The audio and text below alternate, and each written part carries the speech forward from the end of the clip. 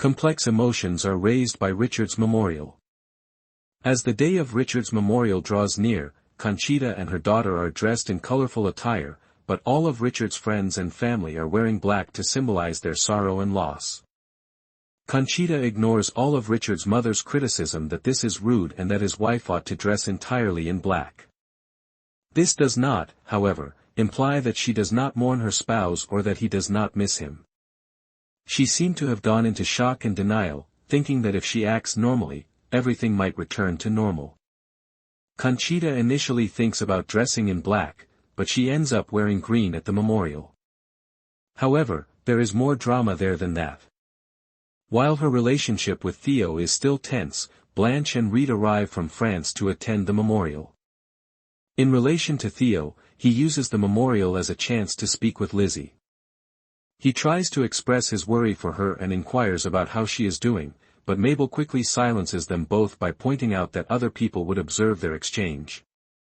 However, Theo has a brief conversation with Lizzy when they are inside and seated, placing a touch on her shoulder before heading to his seat.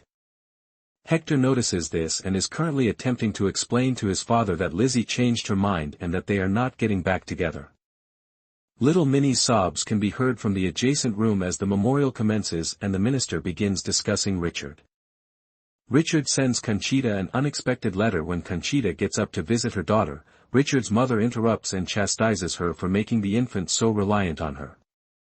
Conchita lashes out as a result, pointing out that Richard would have detested the ceremony because it was being conducted at his alma mater, a place he personally disliked.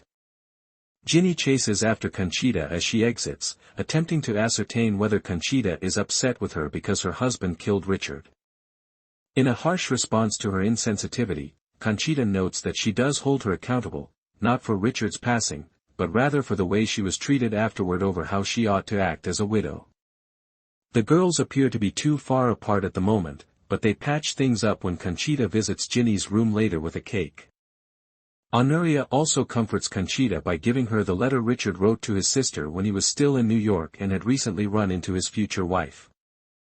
She breaks down in tears for the first time in weeks as she reads her late husband's words about how much he cherished and adored her. Conchita also encourages her sister-in-law to live her own life and stop caring about her mother, which is something Richard would have desired. Honoria gains the confidence to inform her mother of her departure for France as a result of this. The daughter approaches Mabel, who is seated there with Conchita, Lizzy, and Jinny, and gives her a kiss after her mother dismisses her, saying that Honoria has never surprised her. Undoubtedly, everyone is taken aback, particularly Honoria's mother, who realizes that she may not have truly known her daughter. In the meantime, Blanche goes back to Tintagel to reconcile with her son. He initially snaps at her for keeping him in a toxic marriage and preventing him from spending time with Lizzy, whom he loves. She responds that she was loyal to her kid, who meant more to her than anything else, when he questions why she didn't visit Reed after her husband passed away. The barrier between the mother and son is broken by this, and they eventually mend their differences. Patty's divorce battle causes serious arguments. Nan is dealing with her own maternal problems while Theo reconciles with his mother. She travels to New York for the divorce process, where her mother, Patty, must provide evidence of her father, Tracy, having extramarital affairs in order to obtain the divorce. Regretfully, Tracy has no intention of making Patty's situation any simpler. His lawyer begins by character assassinating Patty, asking her why she stayed for so long if she was aware of Tracy's escapades. Why did she start a sexual relationship with her husband while she knew he was having affairs? The two ladies who came forward to testify for Patty and discuss their romance with Tracy are scared off by this line of inquiry. Nan chooses to testify after they leave, but the attorney does not spare her either.